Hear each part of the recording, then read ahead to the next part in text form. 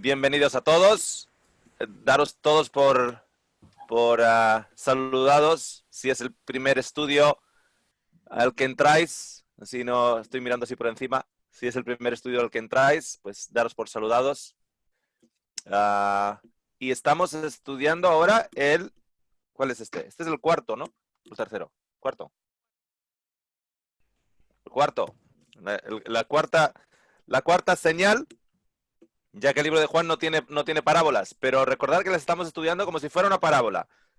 No que el evento no ocurriera, sino es un evento histórico, es un milagro impresionante, pero es una historia elegida para ser reportada para nosotros por la información más allá de la historia, más allá de lo que ocurrió ese día. Como ya hemos descubierto en las otras tres señales. ¿Ok?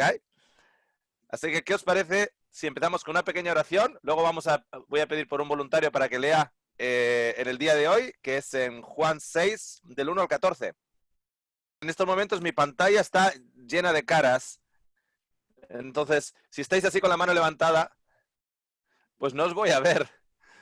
Muy posiblemente no os voy a ver, porque igual estoy pendiente con un pensamiento y no os voy a ver, y podéis estar así una hora con el dedito levantado. Así que, bueno, va a haber un poquito de tráfico, igual vamos a entrar a la rotonda dos autos al mismo tiempo y uno va a tener que parar y echar un poquito para atrás, pero simplemente activar vuestro micrófono y hacer vuestro comentario, ¿de acuerdo? Activar el micrófono, hacéis el comentario, etcétera, para que todos contribuyamos, porque esto es lo hermoso de estudiar la Biblia de esta manera, en grupo, que el Señor puede estar hablando por cada uno de nosotros.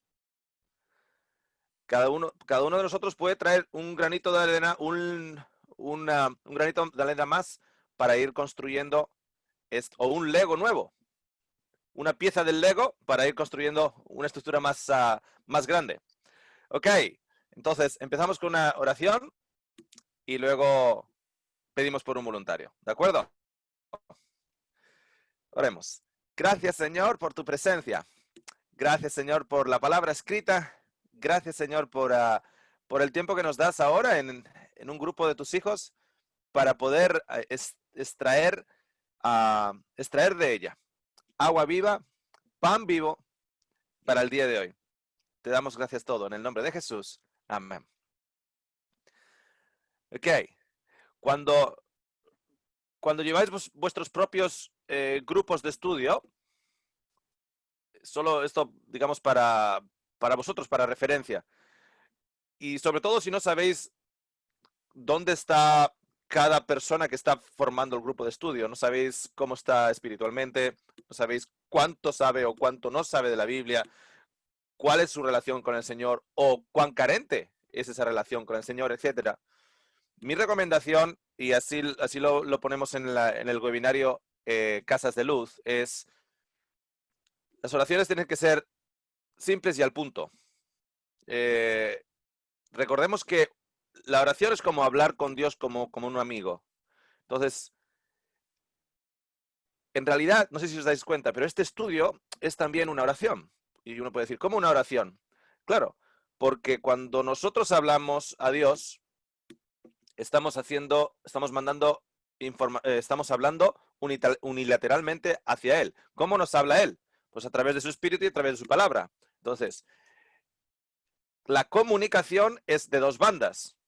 Entonces, nosotros vamos a hablar, pero vamos a extraer de aquí. En realidad, no sé si os dais cuenta que en realidad, más que un estudio, también es una conversación con Dios. Nosotros hablamos, Él habla. Nosotros hablamos, Él habla. ¿Ok? Entonces, entendamos que como hay gente presente que no sabemos de qué manera oran, cuál es su caminar con el Señor, hagamos las cosas simples y en realidad hablamos con Dios como si fuera nuestro Padre, porque es nuestro Padre.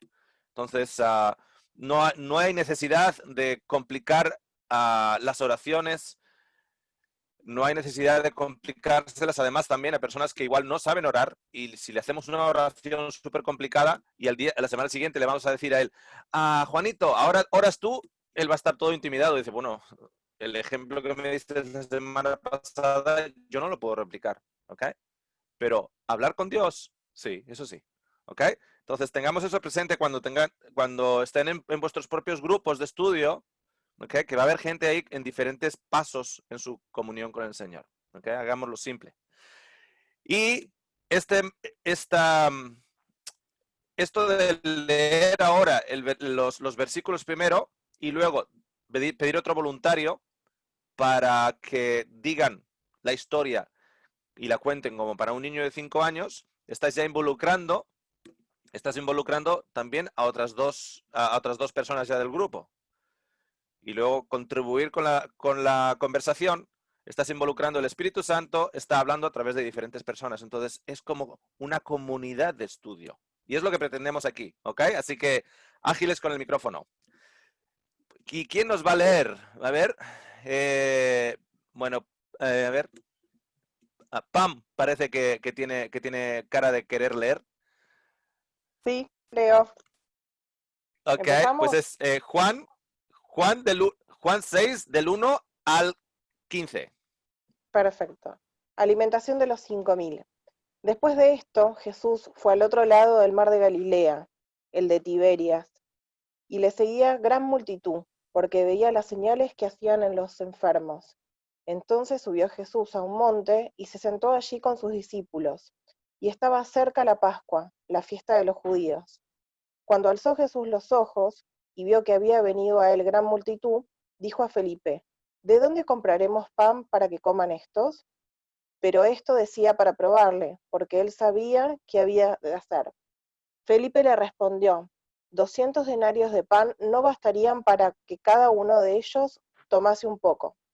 Uno de sus discípulos, Andrés, hermano de Simón Pedro, le dijo, aquí está el muchacho, que tiene 5 panes de cebada y 2 pececillos. ¿Mas qué es esto para tantos? Entonces Jesús dijo, hacer recostar a la gente, y había mucha hierba en aquel lugar. Y se recostaron como el número de 5.000 varones. Y tomó Jesús aquellos panes, y habiendo dado gracias, los repartió entre los discípulos, y los discípulos entre los que estaban recostados. Asimismo de los peces, cuánto querían. Y cuando se hubieran saciado, dijo a sus discípulos, recoged los pedazos que sobraron, para que no se pierda nada. Recogieron pues, y llenaron 12 cestas de pedazos, que de los 5 panes de cebada sobraron a los que habían comido. Aquellos hombres entonces, viendo la señal que Jesús había hecho, dijeron, este verdaderamente es el profeta que había de venir al mundo. Pero entendiendo Jesús que iban a venir para apoderarse de él y hacerle rey, volvió a retirarse al monte él solo. Ok, ok. Muchas gracias, Pam. Ahora vamos a pedir a Franco que nos lo cuente como si fuéramos unos niños de 5 años.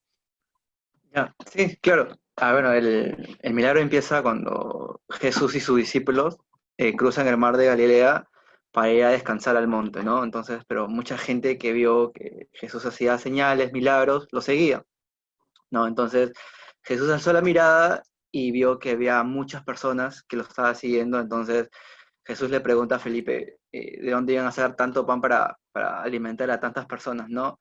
Pero Jesús ya sabía qué iba a hacer, ¿no? Solamente lo estaba probando a Felipe, ¿no? Entonces Felipe, todo incrédulo, dijo que ni con 200 denarios iba a alcanzar para comprar suficiente pan para que cada uno tenga algo, ¿no?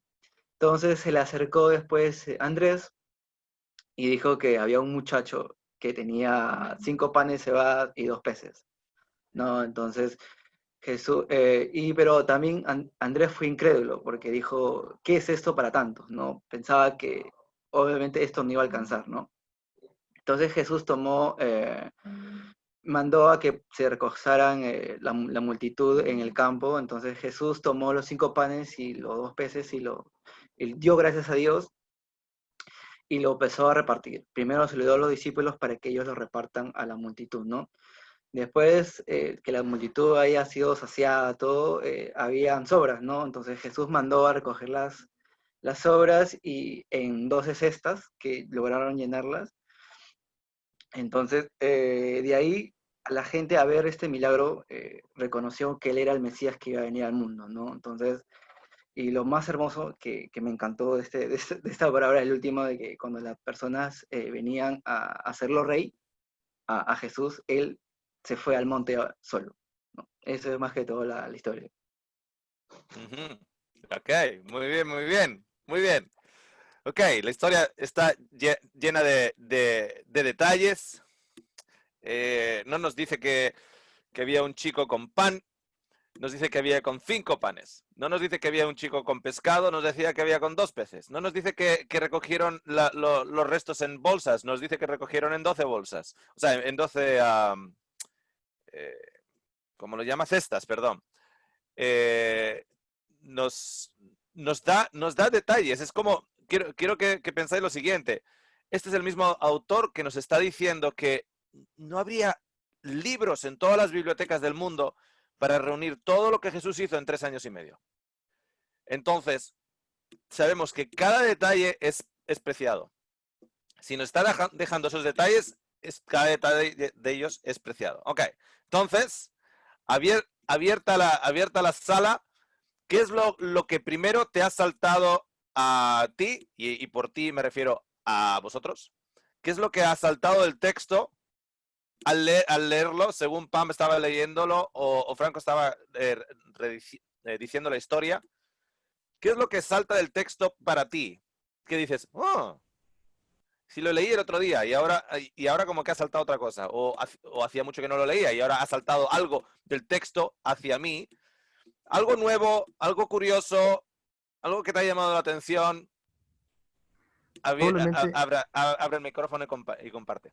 probablemente que está al otro lado del mar, que hace énfasis que va al otro lado del mar.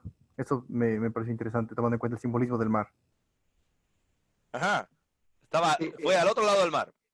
sí, Ok. también con respecto a lo que dijo Ariel, cuando cruzan el mar, van en 2 barcas, no van en una sola barca. Sus discípulos van en una barca y Jesús va en otra barca aparte. Eso a mí también me parece un poco curioso. También. Ajá. Ok. ¿Ya? A mí Estamos también sacando me... detalles y curiosidades en principio. O sea, en principio lo que estamos haciendo es, antes de construir un muro o antes de construir una estructura, tenemos que traer los materiales. Lo que estamos trayendo en estos momentos son los materiales. ¿Ok? Qué más salta del texto a cualquiera de vosotros? A mí me llama la atención. Primero, yo no sabía de que había sido Andrés, había sido otro, le había traído al niño. Y me llama la atención que hay un niño ahí con panes y peces. ¿Dónde estaba su mamá o de dónde salió ese niño? Ah. Yeah, ok. Dejar que los niños se acerquen a mí. Ok. A mí ¿Qué más? a mí me resulta interesante que especifica que Jesús se va al monte con sus discípulos, ¿no? Al monte con Ajá. ellos. Y me parece interesante que también diga que estaban cerca de la Pascua, justamente por el alimento que trae el niño. Ajá. Justamente por esos 5 panes de cebada que tienen que ver con la Pascua. Ajá. Ok. Entonces, si se sube al monte con sus discípulos, se sube al monte con 12 apóstoles y tal vez algún otro grupito con ellos. Va con 12 al monte, pero le sigue una gran multitud. Ok. Vale. Oscar, Ok. yo Solo estamos tengo, trayendo los ingredientes. Solo estamos trayendo los ingredientes. a mí, Ok. a mí algo me llamó la atención y fue que, bueno, sabemos que son, se contaban los hombres, ¿verdad? Son 5.000 hombres, sin contar las Ya. mujeres y los niños. Y es curioso porque las mujeres y los niños en ese tiempo no se les tomaba mucho en cuenta o no tenían mucha participación en la sociedad, pero Ujú, estaban ahí recibiendo la bendición de ujú. Dios y saciándose del pan que Jesús había bendecido y multiplicado. Eso O sea, es que los, todo. los hombres no los hombres no los cuentan pero estaban ahí. Seguían Ajá, a Jesús. ajá. Seguían Ajá, a Jesús, las mujeres ok. y los niños. Ujú. A mí lo que me llamó la atención fue de que en el versículo 2 dice, y le seguía gran multitud. O sea, la multitud lo siguió Jesús. No es que en cualquier momento Jesús dijo, o los llamó y les dijo, vengan, ¿no? O les dio una invitación. Ellos, por iniciativa propia, por decisión propia, siguieron a Jesús. Bueno, y fue una gran multitud. Eso. Ah, Yo ujú. noté dos, digamos, referencias bíblicas, aparte de lo que dijo Mili, que la gente lo estaba siguiendo porque vieron sus prodigios, vieron los milagros que él hacía. Evidentemente había curado muchísima gente y toda esa gente o era gente que había sido curada o gente que había visto cómo curaba. Y después dos referencias bíblicas, no sé si están bien, pero los panes de cebada y la multiplicación de los panes se parece al milagro de Eliseo en Segunda de Reyes. Es casi igual. Segunda de Reyes, ¿cuál era? 4:42 al 44. Y después otra cosa es que cuando él los hace recostar, especifica de alguna forma, no sé por qué, pero especifica curiosamente para mí que había hierba. Y eso me hace acordar al Salmo 23. 23:2. 23, que En delicados pastos me hará descansar. Para descansar. Junto a agua de reposo me pastoreará. Eso solo. O sea que el pastor está caminando y detrás una gran multitud de ovejas al otro lado del mar. Una multitud que nadie puede contar porque solo se cuentan 5.000, pero de esos 5.000 no estamos ni contando siquiera las mujeres y los niños. Es una multitud en realidad que nadie contó, nadie puede contar la multitud. Ok, yo sigo adelante. Daniel, ¿tienes abierto el micrófono? Sí, bueno, aparte de todo eso que también han mencionado, es el tema de la pregunta que le hace Felipe. ¿De dónde compramos pan? ¿Y por qué no le preguntó cómo los alimentamos? ¿Por qué tiene que ver la palabra comprar? Y de cierta manera, Felipe también contesta, ¿no? En su respuesta al tema de conseguir dinero, que es a base de sus propias obras, porque es el pago, creo, de 8 o 9 meses, ¿no? Lo que necesita, y que ni siquiera alcanzaba eso. Entonces, de alguna manera el tema de obras está también metida en la cabeza de Felipe, ¿no? Y por eso le pregunta, supongo, comprar, porque ¿de dónde comprar pan? Y no le pregunta cómo los alimentamos. Claro, porque ¿por cuánto nos vende el Señor la salvación y su pan de vida? ¿Por cuánto nos lo vende? Gratis. Por nada. Es gratis, sin dinero. Ya. Ok. Muy buen punto también. A ver, ¿a quién? El resto. Celso, ¿tienes abierto? Ah, bueno, Jair. Jair y luego Celso. Bueno, gracias. Algo que a mí me llamó la atención es que el versículo 2 dice que lo seguía una gran multitud. Entonces se fue al otro lado del mar. Se sentó allí con sus discípulos. No sé si el versículo 5 me dice, cuando alzó Jesús los ojos y vio que había venido a él una gran multitud. Es como que Jesús va, no se da cuenta, acaso que lo siguen, es como que alzó Jesús los ojos y vio que había venido a él una gran multitud. Esa multitud lo seguía desde el otro lado del mar y él no se había dado cuenta hasta que alzó sus ojos, o fue que esa multitud también eran del otro lado del mar, porque si lo seguía desde el otro lado del mar, que es desde, me parece que es, que estaba en Galilea, y al otro lado del mar está Tiberias, que es donde fue. Si lo siguen desde Galilea hasta Tiberias, y él no se da cuenta hasta que alza sus ojos, la gente lo seguía que en silencio, o sea, no hacían bulla, para que no se dé cuenta que Jesús, que lo están siguiendo a Jesús, o esa gente son de Tiberia.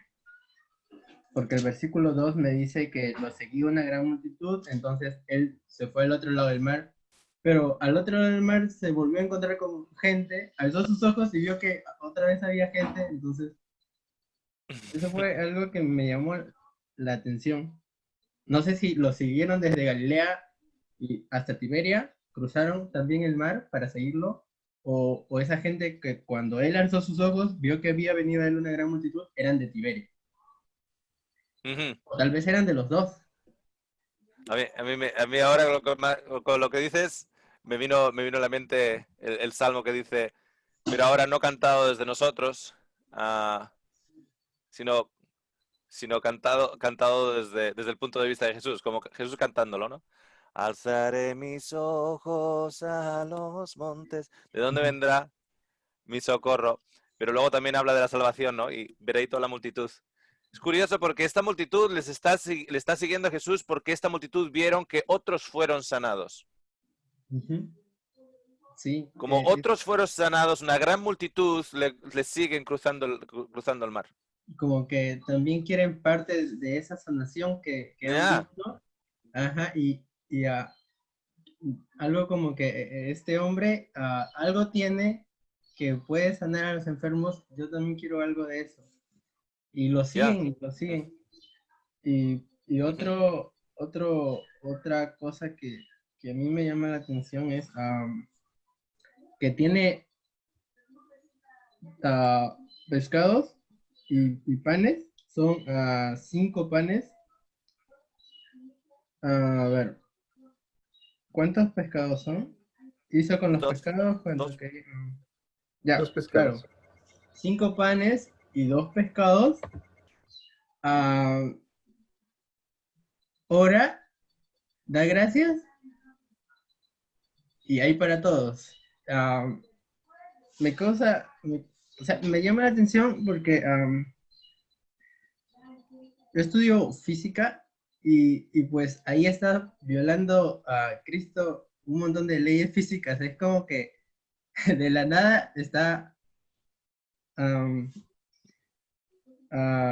multiplicando pues para todos. Átomos.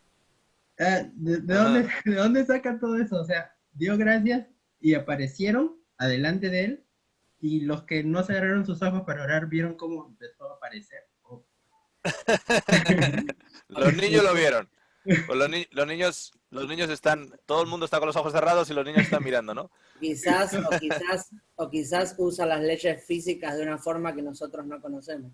Que nosotros no la conocemos, claro. Ajá. Claro. Quisiera dar un dato sobre los peces, porque me llamó mucho la atención sobre los peces y busqué, digamos, cómo estaba escrito en el original. Y la palabra es opsarion, que viene del diminutivo de opson. Y es un alimento preparado sobre fuego, que se come con pan. Ajá. Como dato de color. O sea que los peces estaban cocinados. Sí, los peces estaban cocinados para que no se echen a perder, porque tú no puedes llevar un pez, tiene que estar ya preservado de una manera. Celso. Sí. Me llama la atención que cuando los discípulos vieron la necesidad de alimento... Arrímate al micrófono. ¿Ahí se escucha? Buscaron a un pequeño, a un chico para suplir la necesidad. Era alguien que no estaba contado en la multitud, pero ese pequeño, ese chico, era el que tenía los panes y los peces. Y el que pudo ayudarlos en el momento a darle el alimento. O sea, el que no estaba contado en la multitud, el que era como un niño, o bueno, era un niño, eres el que les lleva para alimentarles. Ok, buen punto. Alguien había abierto antes y le corté. ¿Quién fue? Daniel. Sí, eran dos asuntos, o 3 ahora. Uno es que no dice exactamente de que van a buscar a un niño, sino que dicen, aquí está un niño. Es como que el niño también puede que se haya acercado. Y si se dan cuenta, un niño siempre se la cree. O sea, que su pancito va a alcanzar para 5,000, para él es segurísimo de que va a alcanzar, ¿no? La idea es compartir. Otra cosa es el asunto del pez que decía ahí Majo, que esa referencia se da también cuando Jesús, resucita y se sienta a comer con sus discípulos y les dice, venid a comer, que en realidad le dice, venid a cenar, y cenan, ¿no? Entonces, eso. Y el otro punto es de los 5 panes, no sé qué tiene el número 5, porque hay 5 panes, 5 vírgenes, 5 talentos, 5 familiares en la casa que se separan, 5 yuntas de bueyes en la gran cena, 5 minas en la parábola de las 10 minas, 5 ciudades, 5,000 que creyeron a Juan y Pedro en Hechos, los 5 meses de Apocalipsis, y las 5 palabras que prefiere decir Pablo antes que hablar por su propia boca, prefiere decir 5 palabras del entendimiento que tuvo. O sea, eso es bastante interesante el número 5. 5,000 hombres. Ayelén sabe lo del 5.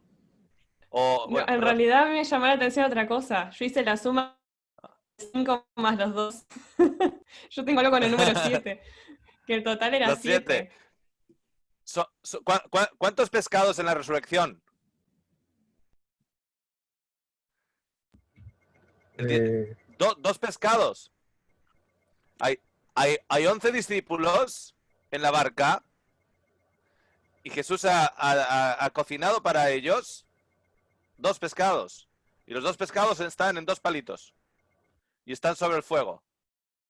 2 pescados, 2 palitos y están sobre el fuego. Bueno, ahí hay una señal impresionante, ¿eh? Una señal impresionante. Porque a menos que... Si queremos ser sus discípulos, tenemos que coger nuestra cruz y seguirle a Él. Él murió el sacrificio del holocausto, el sacrificio del fuego, colgado de un palo. Si Pedro y el resto son pescadores de hombres, el pez también es una representación de nosotros. De hecho, en el libro de Ezequiel, de Ezequiel 47 nos dice que vamos con redes a pescar esos pescados y están representando hombres.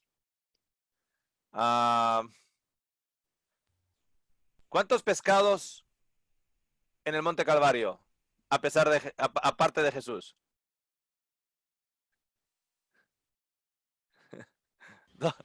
2 pescados. El ladrón de la derecha y el ladrón de la izquierda. Los dos pescaditos. En el fuego eterno, que es el altar del sacrificio. Simbólicamente hablando. Ok, vamos a añadir un poco más. Samuel, tenías abierto el micrófono. Y luego Priscila. Samuel primero y luego Priscila. Y luego Raquel. yo. En ese orden. Samuel, Priscila, Raquel. Bueno, yo nada más era como para agregar una... Pues del número 5, pues la alimentación era 5,000 personas, ¿no? Fueron 5 panes para 5,000 personas. Como un pan para cada 1,000. Aunque sobraron 12, ¿no? Al final. Y en el libro de Reyes, donde decía Johnny y Majo, dice, como dice el Señor, y comerán y les sobrará, dice al final del versículo. Entonces como que se cumplía también eso. Además, el alimento era pan de cebada, que el pan de cebada, dicen los comentaristas judíos de la época, que era alimento para animales, o sea, era alimento de muy mala calidad. Y el opsairión eran pececitos asados, eran como, no sé si conocen acá, les decimos charalitos, que son como peces pequeños, nada más salados y pasados por fuego. Salados y pasados por fuego, ¿eh? Qué interesante también. Y y son estos los que alimentan a los... Ok. ¿Por qué interesante? Salados y pasados por fuego. Porque todo sacrificio tiene que ser salado y pasado por fuego. Y todos seremos purificados por el fuego. Marcos 9.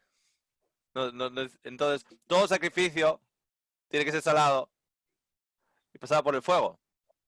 Este milagro es el único que se registra en los 4 evangelios. En la alimentación de los 5,000. Es bien interesante. Me hizo pensar ahorita que dijo que pasaron al otro lado del mar. Y sabemos que el mar muchas veces tiene un significado y una connotación con la muerte. Ellos estaban pasando allá porque acaban de escuchar la noticia de que acaban de matar a Juan el Bautista. Ajá. Entonces ellos estaban como que, me imagino que los discípulos en ese momento les dio miedo que habían matado a uno que era como que hereje entre el grupo de los judíos y lo habían matado. Entonces les dio miedo y les dijo Jesús, vénganse, vamos de este otro lado. Vamos a platicar, ¿no? Vamos a hablar. Y se los lleva del otro lado del mar, más allá del mar, más allá de lo que significa el mar. Y está junto con ellos para pasar un rato con ellos para que descansen y finalmente toda la multitud los acompaña del otro lado del mar también. Es ser que al final todos cruzan del otro lado del mar también. Y luego al final los alimenta sobre los pastos, estos pastos nuevos. Estaba leyendo que en esa región pues no es muy común que haya pastos, entonces pastos nuevos era también un recuerdo a Salmo 23, en lugares de delicados pastos. En realidad la palabra es en lugares de pastos nuevos los haré descansar. Entonces como que se estaba cumpliendo delante de ellos muchas cosas interesantes. Esa idea que ellos tenían de un banquete después de en la venida del Mesías. Muchas cosas. Jehová es mi pastor, nada me faltará. En delicados pastos me hará descansar. Que aderezará mesa delante de mí. Ajá, mesa delante de mí. Y habitaré en la casa del Señor por siempre. Y lo que está por venir, ¿qué era? Este señal encima nos está mostrando de la Pascua. Y la Pascua es la representación ¿a qué? Jesús le dice a sus discípulos, no volveré a tomar de esto hasta que lo tome nuevo. Y lo dice en la Pascua. Está apuntando a las cenas del Cordero. Oye, ¿quién va a pagar por ese banquete? Felipe, con 8 meses ¿Sabes de qué? trabajo. Ahora te doy paso, Priscila. Pero en España, ahora no sé cómo será con la crisis, etcétera, no sé cómo será. Pero cuando yo era joven, en el pueblo se soltaba la noticia ya por enero de que un cubierto costaba, no sé, ponle 150, 200 euros. No es que el cubierto costara ello, sino que en la cultura de España, por lo menos en la región donde yo estaba, a ti te invitaban a una boda y tú llevabas 200 euros. Los 200 euros cubren perfectamente el cubierto, o sea, el cubierto, la comida de ese día, pero estaba estipulado que tú tenías que llevar 200. Si llevabas más, pues más, pero mínimo tenías que llevar 200. Con ello le dabas un sobrecito a los novios o se los hacías llegar de una u otra manera, porque de esa manera los novios cubrían el gasto de la boda y se sacaban un poquito de dinerito. O sea, al final de la boda, pues había gente que se podía sacar $40,000, $50,000, etcétera, porque la gente pues ponía 250. Entonces, si el cubierto le había salido 100, pues se sacaban $150. Entonces, ser invitado a la boda en España era ir ahí con dinero. Tú tenías que ir ahí con dinero. Y recuerdo la boda de mi hermano, un amigo en común me llama y me dice, oye, me he enterado que tu hermano se casa. Le digo, sí, se casa. Digo, oye, ¿sabes que tengo 3 bodas este año? ¿No se irá a ofender si le digo que no me invite? Porque claro, si te invitan 3 bodas son $200 para este, $200 para este, $200. Cuanto más te invitaba. Entonces, te veían por la calle, a mi hermano le veían por la calle y le decían, Rubén, me he enterado que te casas. Sí, oye, felicidades, que te vaya muy bien, no me invites, que tengo 3 bodas, no me invites, que tengo 3 bodas. Pero aquí, ¿quién va a pagar por todo este banquete? O sea, esa pregunta es como, ¿y por todo esto quién paga? ¿Dónde vamos a sacar la comida para todos estos? Jesús es el pan de vida que nos va a alimentar en eso. Por cierto, el menú no lo sabemos, ¿ok? No sabes que vas a una boda y, oye, ¿qué te ponen? Nos ponen tal y tal y tal. No sabemos el menú, pero antes de darle paso a Priscila, me gustaría hacer este comentario. porque creo que nos sitúa, por lo menos la mente, en nos encaja mejor en nuestra relación con Cristo. Le pregunté a un número de personas en diferentes tiempos acerca de este milagro en particular. Y les dije lo siguiente: si Dios tiene una máquina del tiempo y te pone en esa máquina del tiempo y te lleva a este lugar, al otro lado del mar de Galilea, y tú eres parte de esa multitud que no se puede contar. Acordemos que la multitud, dice, es la alimentación de los 5.000. No. La multitud no ha sido contada. 5.000 son hombres y es aproximado, evidentemente. Entonces, esta multitud que no se puede contar, si tú estás presente ahí y tú le has seguido a Jesús y ves este milagro, ¿tú comerías del pan? Y me dice, sí. ¿Tú comerías del pez? Y este amigo mío, que es un vegano muy estricto, me puso muy triste. ¿Sabes por qué? Porque me dijo, no. Me dijo que no. Me llevé las manos a la cabeza y dije, ¿estás loco? ¿Me estás diciendo que Cristo bendice esa comida? Es el milagro de alimentación más impresionante y tú no lo comes. Y me dice, no, porque yo no como pescado. Le digo, ok, alguien no está entendiendo el evangelio acá. O sea, tenemos algo de falta de entendimiento. Entonces, claro, la pregunta obvia era la siguiente. Entonces, en la mañana de la resurrección, si te metes en esa máquina del tiempo y estás en esa barca, cuando ves a Pedro que salta al agua y ve a Jesús resucitado, y Jesús te ha cocinado desayuno, y me dice, yo ayuno ese día. Madre mía, porque son dos pescados.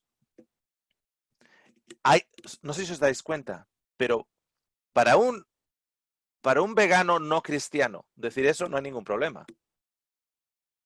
Pero para un vegano cristiano decir eso hay un enorme problema.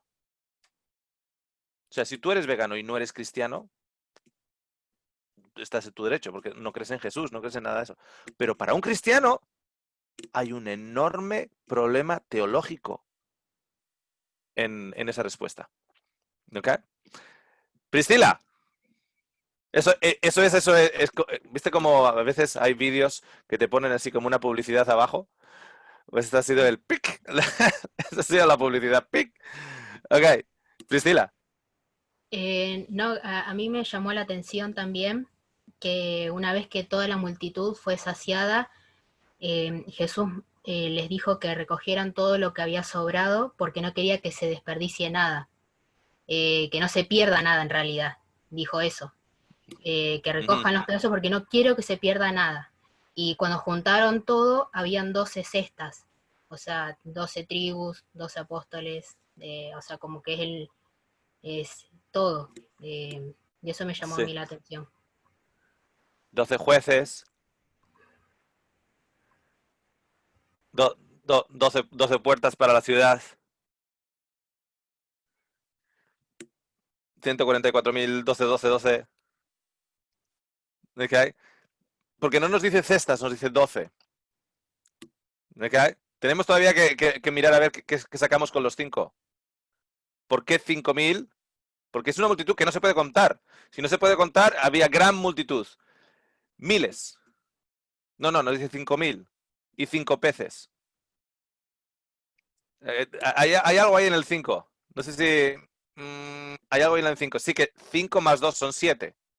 Pero hay algo ahí en el 5.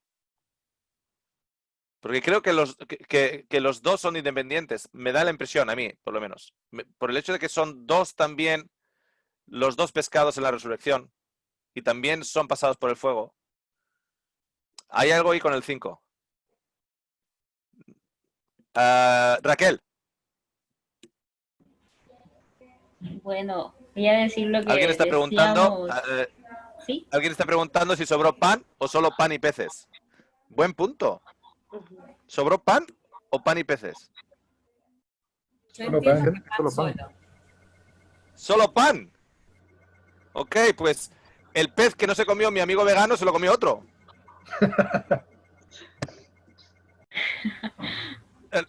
Solo pan, ok. ¿Es significativo eso o no? Por el número 12, Curioso. ¿no? De las 12 cestas y solo pan en 12 cestas. 12 cestas solo de pan. Aquí es que Marco, bueno, yo no sé si Ok, aplico, Raquel. pero perdón, sí. Perdón, Ya, Raquel. bueno. Ok, María Fernanda y luego Raquel. Perdón, Raquel. Es que es respecto a los oros del pan y de los peces. En Marcos 6:42 dice que recogieron de los pedazos de lo que sobró de los peces. 12 cestas llenas. Ok. Entonces, ¿por qué no lo dice aquí? Recordemos que los detalles que nos está diciendo nos está soltando. O sea, sabemos por Marcos. Espera, ¿qué historia de Marcos? O estoy equivocada, es otra, no sé. Hay una que es la de 4.000. No, la de los 5.000. Acordémonos que ¿es la de 5.000 esa? A ver, espera, Ajá, después de la muerte de Juan el Bautista. Versículo 43. Y viene Marcos 6. 42, 43. Ok, un momentito. La de Ok, los- entonces es también. Es la de los 5.000. Dice, y recogieron de los pedazos 12 cestas llenas y de lo que sobró de los peces. O sea, parece ser que sobró de los peces y del pan. O sea, según ahí dice, Sí, recogieron pedazos, deben ser pedazos de pan, 12 cestas llenas y de lo que sobró de los peces. Ok, o sea, sobró de los dos. Juan no nos dice que sobró de los dos, pero Marcos sí. Ok. ¿Por qué nos lo omite Juan? Puede que haya razón, puede que no haya razón. No lo sé. Puede que haya una razón el hecho de que nos omita los pescados. Puede que haya o no. O sea, y quería decir eso, que hay dos milagros. Hay otro que es el milagro de los 4.000. ¿Ok? El milagro de los 4.000. Este milagro de los 5.000 vienen mayormente gente de Galilea. Y el milagro de los 4.000, la mayoría de la gente que viene son de Decápolis, que son los gentiles. Los del Gadareno. ¿Ok? Ajá, efectivamente.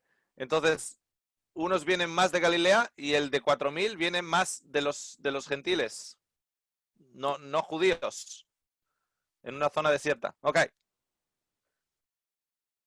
Raquel. Ya, bueno, en realidad lo que a mí me llamó la atención, también le llamó la atención a Priscila, que fue justamente el texto 12, cuando Jesús dice, juntad los pedazos que sobraron para que nada se pierda. Eso me pareció interesante. Y también me gustó leer como las 4 referencias de los evangelios. Me gusta cómo se lo menciona en Marcos 6:34. Hace la referencia también a que él vio a la multitud y tuvo compasión de ellos porque eran como ovejas sin pastor y empezó a enseñarles. Me hizo recordar la referencia que mencionó Majo y Johnny. A mí sí me quedó sonando mucho lo de por qué solamente Juan mencionaba que habían sobrado panes. Porque como leí la otra referencia, pues decía peces y panes. En realidad solamente Marcos es quien lo registra, porque Lucas y Mateo solamente dice pedazos restantes, no dice de qué, solo dice pedazos restantes. También igual la misma relación del número 12. Y a mí sí me saltó lo del número 5, yo dije que tiene que ver, porque no encuentro como otra referencia con que conectarlo. Seguro que hay muchas cosas que no he leído, que no conozco, pero esa parte me llamó la atención, me quedó allí como sonando. A ver, otro pedacito que a mí me llamó la atención es el hecho de que Jesús había pedido que hagan recostar a las personas en grupos. Bueno, aunque esta parte no la menciona este relato de Juan, sino en los otros evangelios, me pareció interesante el hecho de que Jesús pidiera que se organizaran en grupitos, ¿sí? De 100, de 50. Ujú. No sé, el propósito no lo sé, había leído en el comentario que era como para que se apreciara bien lo que iba a hacer, pero pues no sé qué trasfondo tendrá. Ujú. Ok. Ok. Hay detalles, detalles ahí que todavía nos faltan. Con el número 5, una de las cosas que me llega a mí a la cabeza. ¿Alguien iba a comentar algo? Sí, sí, ¿Le es corté? justo sobre, sí, justo sobre el número 5. Cuando leemos Ah, ok, primero de entonces Samuel, tú dilo primero. o sea, no sé si será lo mismo, pero cuando leemos primero de Samuel 21, vemos que, bueno, desde el versículo 3, voy a leer esto solamente para, bueno, ahora pues, ¿qué tienes a mano? Dame 5 panes o lo que tenga. Y el sacerdote respondió a David y dijo, no tengo pan común, solamente tengo pan sagrado, pero lo daré si los criados se han guardado a lo menos de mujeres. Solo me parece interesante la relación con los 5 panes y el pan sagrado que hace aquí en Samuel. Ok. El pan sagrado son 12. Ajá. David le pide 5. El sacerdote tiene 12. Y en esta sobran Porque es 12. el pan sagrado que se va cambiando cada sábado. Es el pan más viejo. Entonces le dice, tengo del pan más viejo. Que son 12. Y aquí también Él le sobran pide 12 5, cestos. ¿ok? También podríamos mirar el hecho de que estos que él está alimentando son aquellos que vieron que otros fueron sanados. Porque dice que veían las señales que hacía en los enfermos, entonces esta multitud le sigue. Y entonces tenemos a los que estaban sanados, y esta multitud ve a aquellos que ya han sido sanados y le siguen. Y saca de 5 panes. Me acordé lo que decía Daniel Daniel, cuando dijiste 5 minas, ¿te refieres a 5 vírgenes? No, pero están dentro del grupo que tenía. Eran las 5 vírgenes, los 5 talentos, 5 familiares en casa que quedan divididos 3-2, las 5 yuntas de Ajá. bueyes para la gran cena. En la parábola de las 10 minas, está en Lucas 19, 5 minas y 5 ciudades. Ya, sí. Ok, Ajá. no creía, digo, será Daniel argentino. Y No. me despistaste con la... No, minas. minas. Ok, entonces, estos no son estos están buscando sanación, estos son los que han visto que otros han sido sanados. Y es la gran multitud que cruza el mar siguiéndole a él. Entonces,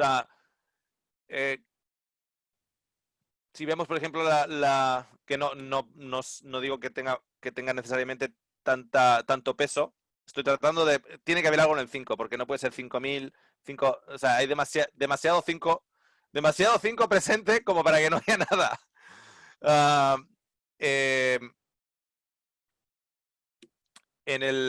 Con ese sentido,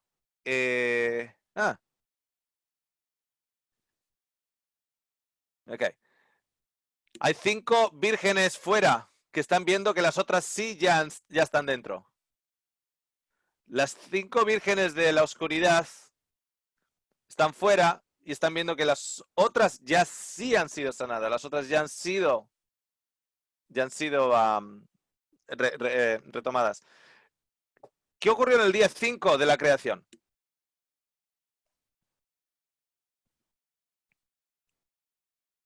Creación de las aves y los peces. Aves y peces. Ok, hay peces por ahí. Hay peces por ahí. Sí. Que pues el mar y el aire simbolizan las aguas, ¿no? Las aguas de arriba y las aguas de abajo. El cielo y el mar simbolizan una totalidad de aguas. Porque separó las aguas primero, ¿no? Las aguas de arriba y las aguas de abajo. Recordemos que en la creación edénica no es igual a la creación de ahorita después del diluvio. O sea, la tierra era un manto acuífero, digamos, todo. Y separó las aguas de arriba y las aguas de abajo. Como que la atmósfera era más acuosa que ahora. Y habían aves en esas aguas de arriba, en los cielos. A las aguas de arriba llamó cielos y a las aguas de abajo llamó mar. Me acuerdo que dice. Me Entonces, llama la atención eso de las aves a Apocalipsis 19, cuando llama a las aves para que se congreguen a la gran cena, para comer carne de reyes y... Quizás. Oye, yo me imagino, esto es todo especulación, ¿eh? Entonces, cuando especulamos, digamos que estamos especulando. Pero si está en mitad de una zona más o menos desierta y hay 5.000, hay alguien que se está frotando las manos o frotando las alas. Porque no tienen comida, no han comido por un tiempo. Hay alguien que se está frotando las alas. Se está poniendo ya la servilletita aquí alrededor del cuello. Los buitres, por lo menos. Los buitres o los... y empiezan a dar vueltas por encima tuyo, ¿no? Tienes a 5.000 personas, bueno, 10.000 personas. ¿Quién sabe cuántas habría ahí? Y no han comido. Y están en una zona apartada de donde pueden conseguir comida. Yo me imagino que habría algún ave. Por arriba habría algún ave, por abajo había peces, definitivamente. Acá en Lucas 9, cuando también habla de este milagro, dice que era un lugar desierto de la ciudad llamada Betsaida. O sea, era como una parte desierta, pero que formaba parte de una ciudad, y que Betsaida significa casa de pesca. O sea, que si era casa de pesca y se dedicaban a pescar, también habrá habido una zona cerca de mar o de pesca, también tiene por ahí muchos residuos, ¿no? También. Y un olor particular del lugar. ¿Qué hay donde hay peces? ¿Qué hay arriba? Aves. Aves. Siempre hay arriba, las gaviotas o lo que sea. Ok. Ok, puede que haya algo ahí. No sé, algo con el 5. Ya lo sacaremos, nos vendrá cuando no estemos pensando en ello. En situaciones así, cuando hay algo que dices, hay algo ahí, pero no lo veo. En lugar de frustrarnos, lo ponemos ahí y dice, ok, eso no está solucionado, no tenemos una respuesta para ello, etcétera, lo ponemos ahí y ya está. Se pone ahí. Ok, ¿algún otro comentario? Yo quería agregar a lo que había mencionado Raquel de Marcos 6, cuando decía que tuvo compasión porque eran ovejas que no tenían pastor. Me gusta ese detalle que él los hace sentarse sobre la hierba. Y me hizo acordar a Ezequiel 34, donde, bueno, es esta profecía contra los pastores de Israel, que él dice que él mismo va a ir a buscar a sus ovejas, que las va a reunir. Y entonces está como la promesa, dice, levantaré sobre ellas a un pastor, y él las apacentará a mi siervo David, él las apacentará y él les será por pastor. Yo Jehová les seré por Dios, y mi siervo David príncipe en medio de ellos, yo Jehová he hablado. Y el versículo 31 dice, y vosotras, ovejas mías, ovejas de mi pasto, no sé por qué dice pasto, hombres sois, y yo vuestro Dios, dice Jehová el Señor. Es como que si bien la multitud lo siguió, pero es también el que va a buscar a las ovejas. Y esa visión que él tiene de ellos como ovejitas que no tienen pastor, y también alguien los pastoreará. Esa actitud paternal, digamos, es como muy tierna también y significativa. Y lo significativo que él dice, yo voy a ser el pastor, yo voy a enviar a mi pastor para recogerlas. Y es algo que nos tenemos que dar cuenta. Esto, por ejemplo, con padres preocupados por la salvación de sus hijos, hermanos preocupados por la salvación de sus hermanos o hermanas, etcétera, etcétera, etcétera. Estamos llevando una carga sobre nosotros en lugar de una confianza de que Él se ha tomado por sí mismo la responsabilidad de pastorear las ovejas. Y a todos aquellos que han sido esparcidos por malos pastores, y por malos pastores está hablando en realidad y mucho más allá del concepto moderno de la palabra pastor, sino de alguien que te guió mal, pero él se toma la responsabilidad. Él no va a dejar la salvación tuya a manos de un hombre que te pueda mover por caminos equivocados. Y en lugar de salvar a ese hombre que te hizo equivocar y a ti, va a perder a los dos. Te va a perder a ti porque fuiste engañado, y va a perder al hombre que honestamente o deshonestamente te engañó por sus conceptos. Él no dice eso, él dice, yo voy a ser el pastor, yo los voy a traer. Es como el flautista de Abelín. ¿Os acordáis de la historia del flautista de Abelín? Que había una plaga de ratas. Había una plaga de ratas en Bremen, creo que era, o bueno, en Abelín, perdón.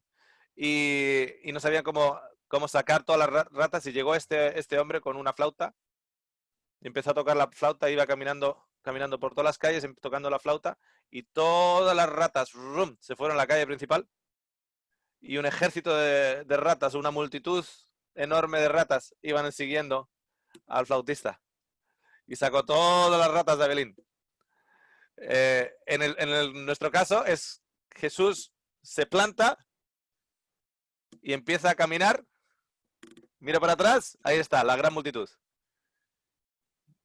Porque si Él es alzado, atraerá a todos a Él. Porque no se pierde nada. Ok. Me gustaría agregar algo, pero quizás pueda ser una bomba. Ok, ¿quién es? Acá. Dime.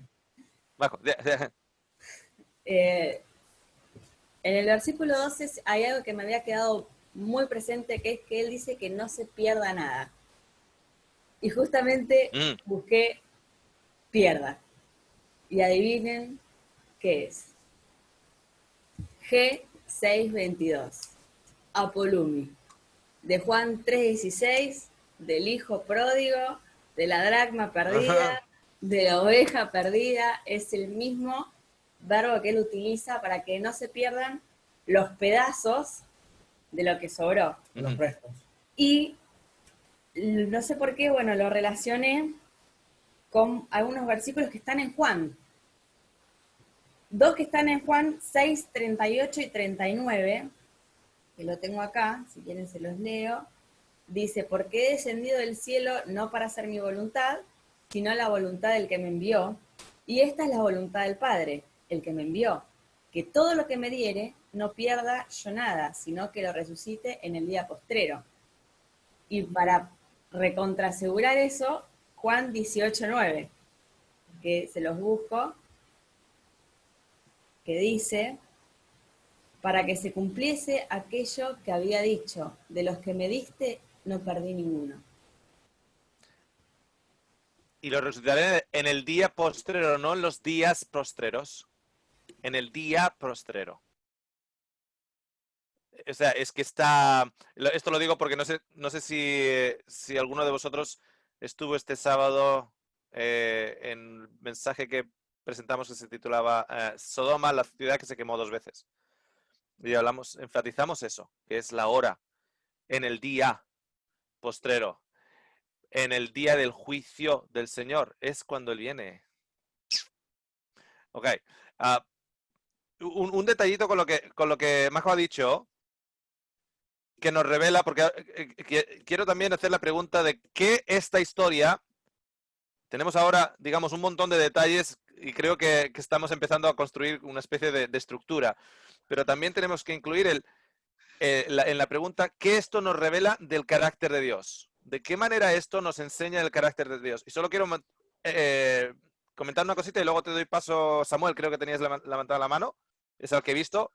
Y luego Beatriz. Ah, no, Beatriz primero, perdón. Beatriz primero y luego Samuel. Pero déjame comentar una cosita, Beatriz. Primero. O sea, Beatriz y Samuel, pero déjame contar una cosita. Jesús dice, recoger los pedazos que sobraron, para que no se pierda nada. Eso a mí me muestra algo del carácter de Dios.